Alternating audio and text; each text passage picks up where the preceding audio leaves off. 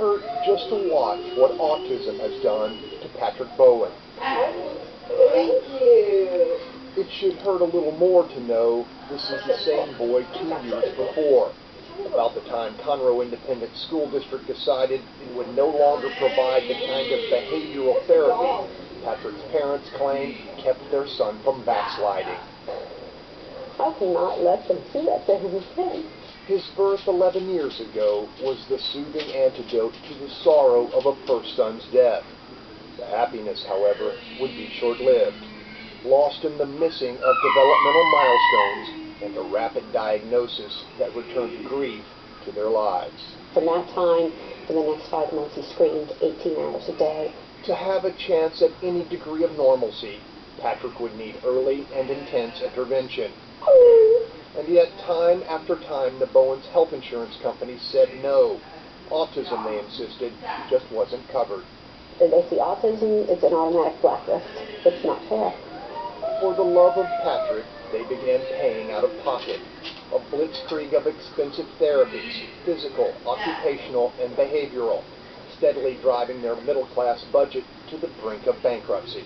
You will take your child to therapy and charge your groceries. The toll has been steep. Even with 2 incomes, the Bowens have racked up $60,000 in credit card debt and taken a $41,000 second mortgage. We probably have already spent about $1 million along the way. You did. A gift of money that barely begins to fairly measure his father's love. I give my life up for it. If I thought that I would give my regular life, I would. Right now, I would give my life up. For the Bowens, the respite from financial ruin that should have been their public school resulted instead in devastating regression. To see all of the hard work that you put in and all of the money be absolutely destroyed in 2 years.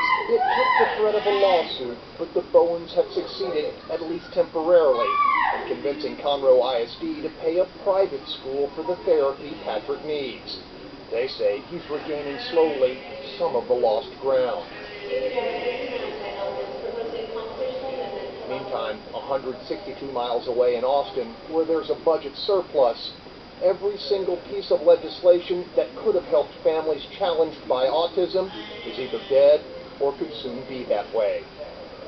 In the Woodlands, Greg Grugan, Fox 26 News. Fox Red Storm.